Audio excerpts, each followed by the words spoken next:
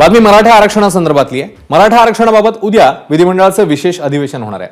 मात्र या अधिवेशनात जरांगेनं ज्याबाबत शब्द दिला होता त्या सगळे सोयरे संबंधी अधिसूचनेचा मुद्दा येण्याची शक्यता फारच कमी आहे। कारण सामाजिक न्याय विभागाकडे 4.5 लाख हरकती आल्यात अशी माहिती सूत्रांनी दिली।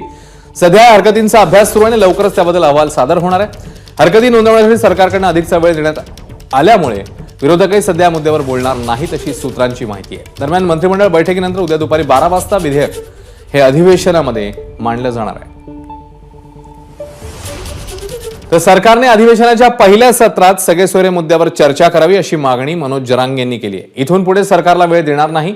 सरकारने अधिसूचनेची अंमलबजावणी करावी, नाहीतर त्यांना आंदोलनाला सामोरं जावं लागेल असंही मनोज जरांगे यांनी इशारा दिला। पाहूया। सरकारनं अधिसूचना काढलेली, त्यावर हरकती सुद्धा मागितलेल्या आहेत। त्यामुळे एका रात्रीत सुद्धा हरकतीवरती अभ्यास केला जाऊ शकतो।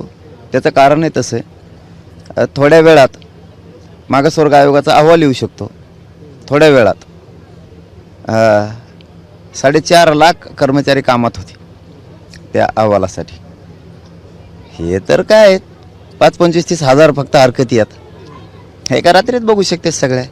त्यामुळं जर तर पेक्षा मुख्यमंत्री साहेब 100% अधिसूचना जी काढली तिची अंमलबजावणी करते 100%। बाकीचं पुढं काही होणार नाही, करतील। नाही केलं सामोरं जावं लागणार आहे आंदोलनाला। एबीपी माझा, उघडा डोळे बघा नीट।